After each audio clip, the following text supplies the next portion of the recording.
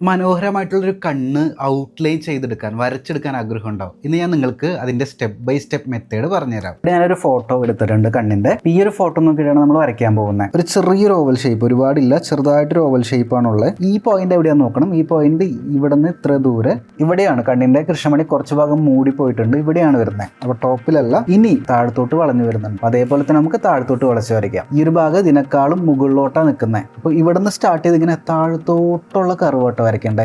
ആവശ്യമില്ലാത്ത ലൈൻസ് എല്ലാം നമുക്ക് ഇറേസ് ചെയ്ത് കളയാം. കണ്ണിൻ്റെ അകത്തുള്ള ഈ കറുത്ത റൗണ്ട് വരയ്ക്കാം. അതും കറക്റ്റ് സർക്കിൾ ഷേപ്പ് അല്ല, അതും ചെറുതായിട്ടൊരു ഓവൽ ഷേപ്പാണ്. മുകളിലത്തെയും താഴത്തെയും സ്കിന്ന് ഇവിടെയായിട്ട് വിസിബിൾ ആണ്.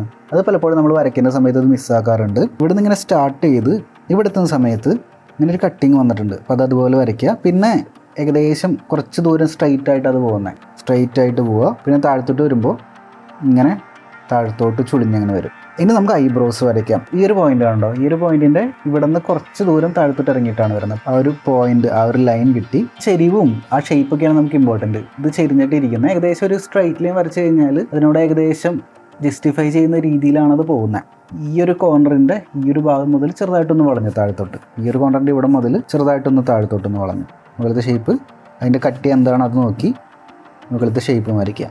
ഇനി നിങ്ങൾ ഈ ഐലാഷസ് ഒക്കെ വരയ്ക്കുന്ന സമയത്തുണ്ടല്ലോ, അത് ഷെയ്ഡിങ് പ്രോസസ്സിൽ വരയ്ക്കണമായിരിക്കും നല്ലത്. നമ്മുടെ ഓൺലൈൻ ആർട്ട് ക്ലാസിന്റെ കൂടുതൽ വിവരങ്ങൾ അറിയാനായിട്ട് താഴെ ആർട്ട് ക്ലാസ് എന്നൊന്ന് കമന്റ് ചെയ്തോളൂ. അതിനുശേഷം നിങ്ങളുടെ ഇൻബോക്സിലോട്ട് നിങ്ങൾക്ക് യോജിച്ച കോഴ്സ് സെലക്ട് ചെയ്യാനുള്ള നെക്സ്റ്റ് സ്റ്റെപ്സ് ഞാൻ അയക്കുന്നുണ്ടായിരിക്കും. സോ ആ സ്റ്റെപ്പ് ഫോളോ ചെയ്യുക, എന്നിട്ട് ക്ലാസ്സിലോട്ട് ജോയിൻ ചെയ്യുക.